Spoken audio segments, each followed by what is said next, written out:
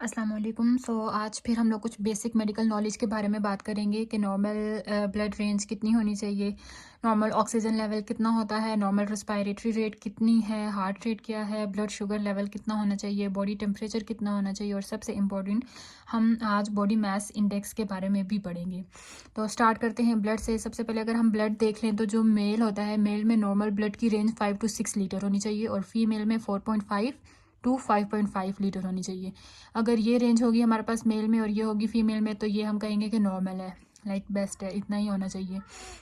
हमारे पास बहुत सारी ऐसी बीमारियां होती हैं जिनमें ना ब्लड लेवल कम हो जाता है, तो उस को भी हम देख लेंगे। सबसे पहले हम ये देखते हैं कि ब्लड किन 3 कंपोनेंट से मिल के बना होता है। हमारे ब्लड में एक रेड ब्लड सेल आ जाते हैं, वाइट ब्लड सेल्स आ जाते हैं और प्लेटलेट्स आ जाते हैं। ठीक है, नॉर्मल। अब रेड ब्लड सेल की हम रेंज देख लेते हैं कि कितनी होती है। मेल में अगर हम देख ले तो 5.5 मिलियन पर मिलीमीटर क्यूब होती है मेल में और फीमेल में होती है 4.5 to 5 मिलियंस। ठीक है, 5.5 मेल में होती है और 4.5 to 5 फीमेल में होती है। अगर हम वाइट ब्लड सेल की रेंज देख ले तो वो 6,000 to 8,000 होती है।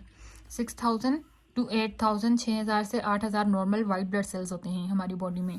नॉर्मल अगर हम प्लेटलेट्स का लेवल देख लें, रेंज देख लें तो वो 1.5 लाख से 4 लाख तक होती है। अब हम वो बीमारियां डिस्कस कर लेते हैं कि जिनमें ये लेवल जो होते हैं प्लेटलेट्स के, WBC के और RBC के कम हो जाते हैं।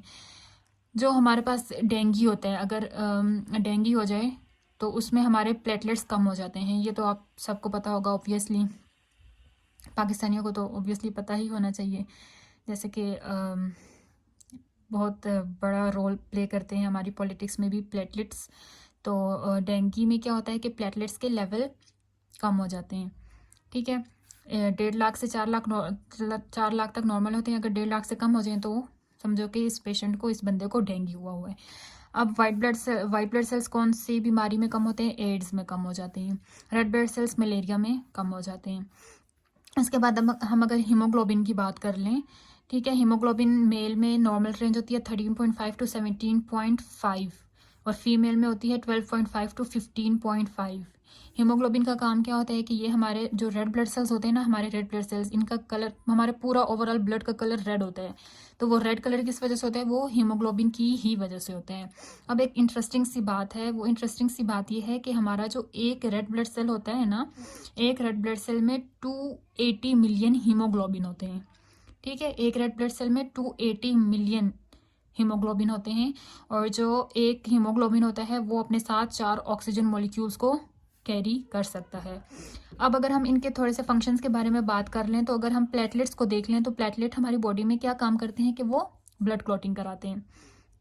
ठीक है, अगर इंजर हो जाए, ब्लीडिंग होना स्टार्ट हो जाती है इंसान की, फिर वो स्टॉप कैसे होती है?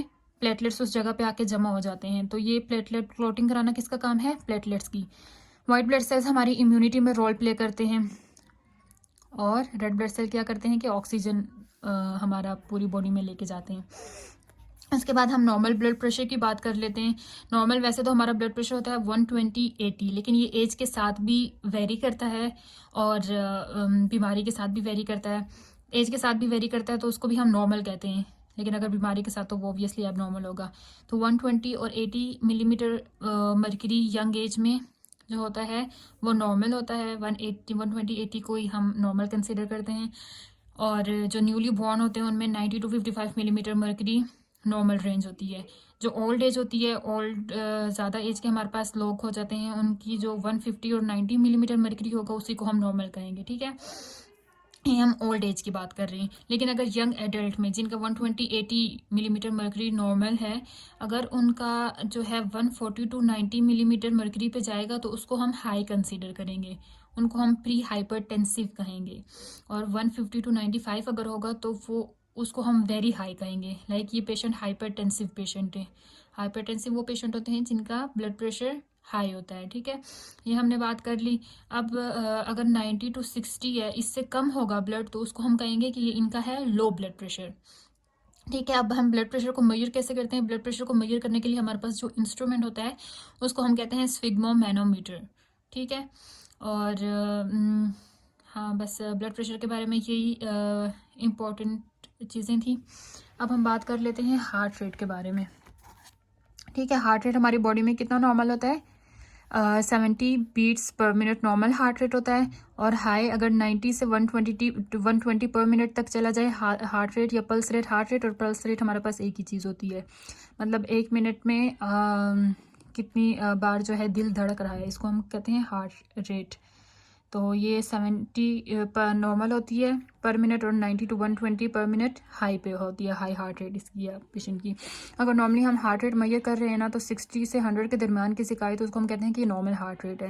लेकिन हमारे पास जो न्यूली बॉर्न होते हैं, बच्चे होते हैं, न्यूली बॉर्न होते हैं, उनकी 140 भी अगर होगी ना हार्ट रेट, तो इसको हम नॉर्मल कंसीडर करेंगे। जैसे कि मैंने आपको बता दिए हैं, काफ़ी सही हमारे बॉडी में ऐसी वैल्यूज़ होती हैं जो कि एज टू एज वेरी करती हैं। अगर एज टू एज वेरी करेंगी तो उनको हम नॉर्मल ही कंसीडर करेंगे। ओल्ड एज में और आ रही होती हैं, नॉर्मल यंग में और आ रही होती हैं, और इन्फेंट न्यूली बॉर्न में और वैल्यूज़ आ रही होती हैं। अब हम बॉडी मास इंडेक्स को देख लेते हैं। बॉडी मास इंडेक्स के हम देख के तो मेजर करके हम ये अंदाज़ा लगा सकते हैं कि जो पर्सन है हमारे पास हेल्दी है या अनहेल्दी है। ठीक है, अगर हमारे पास अंडर वेट होगा, इसको मेजर करने के लिए हमारे पास हमें हाइट और वेट का पता होना चाहिए, और इसको समझाने के लिए मैं अलग से एक वीडियो बनाऊंगी बॉडी मास इंडेक्स के लिए। अंडर वेट जो अगर किसी का body mass index less than 18.5 आएगा तो उसको हम अंडर वेट कंसीडर करेंगे। अगर 18.5 से 24.9 उसकी बॉडी मास इंडेक्स हमने मेजर कर लिया, 18.5 to 24.9 अगर उसकी वैल्यू आई है तो ये नॉर्मल वेट है। और अगर 25 से 29.5 तक आ रही है तो वो ओवर वेट है, और अगर मोर देन 30 आ रही है बॉडी मास इंडेक्स तो वो पर्सन है ओबीस, मतलब मोटापा आ गया उसमें। अब रिस्पायरेटरी रेट की बात कर लेते हैं। ये 12 to 16 ब्रेथ्स पर मिनट ये नॉर्मल है, और इन्फेंट में 44 पर मिनट नॉर्मल रिस्पायरेटरी रेट है। ऑक्सीजन लेवल की अगर बात करें तो ऑक्सीजन लेवल का भी नॉर्मल होना बहुत ज़रूरी है। 94 नॉर्मल ऑक्सीजन लेवल है, 95 to 100 जिसका अगर हम ऑक्सीजन लेवल मेजर करेंगे तो ये आएगा, तो ये बेस्ट होगा। 90 to 93 लो होगा, और 80 to 89 वेरी लो होगा।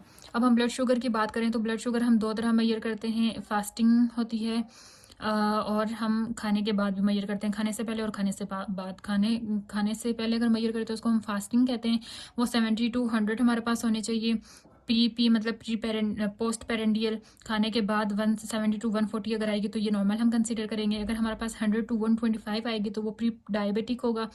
अगर ग्रेटर देन 125 होगी तो वो डायबिटिक होगा।